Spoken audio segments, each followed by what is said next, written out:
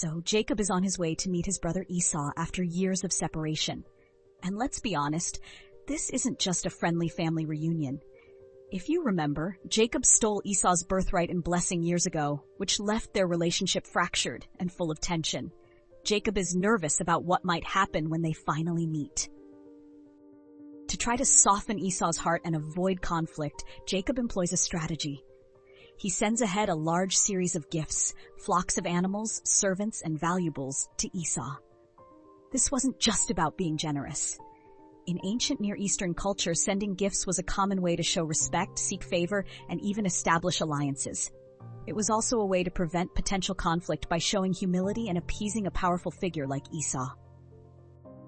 Jacob doesn't know what Esau's reaction will be, but he's doing everything he can to ensure that their reunion doesn't turn into a confrontation. As Jacob sends these gifts and his family across to Esau, he's left alone. And that's when something extraordinary happens. Isolated in the dark, a mysterious figure appears, and Jacob starts wrestling with him through the night.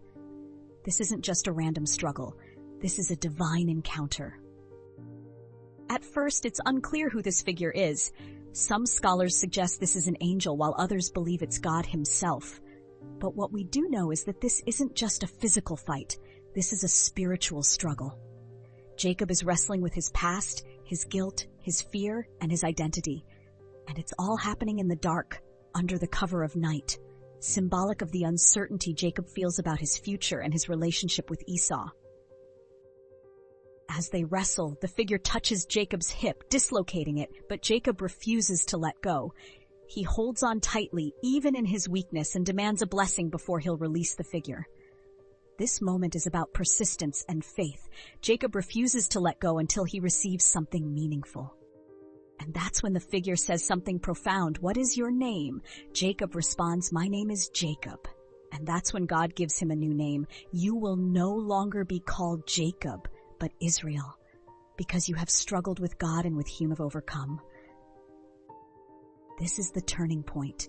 Jacob's name, which means supplanter, is changed to Israel, meaning God perseveres. This name change marks a spiritual transformation. It's a sign that Jacob has wrestled with his past, his fears, and his identity, and through that struggle he is being reshaped and marked by God. After this intense encounter, Jacob walks away with a limp, an outward sign of the inner transformation that has taken place. His new identity as Israel is now established, and he is ready to face whatever lies ahead, including his brother Esau.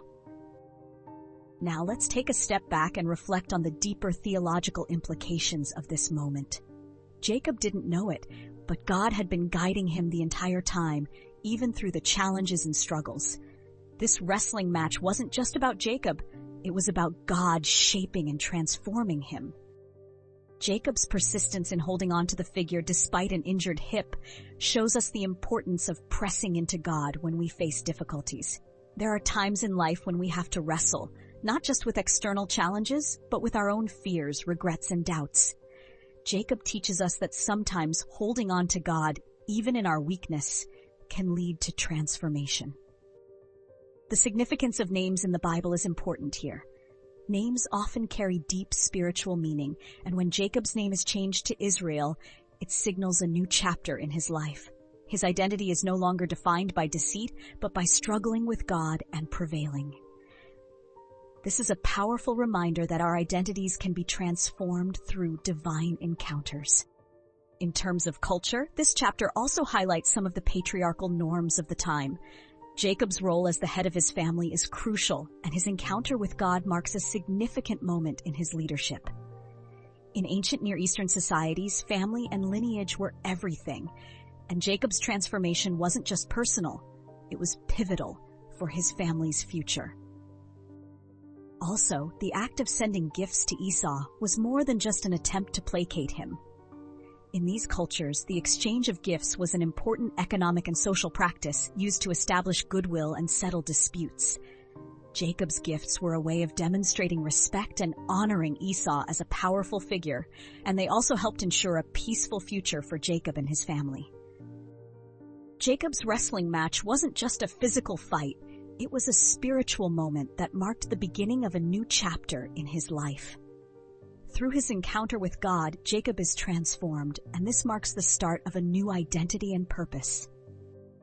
This story shows us the power of faith, persistence, and transformation.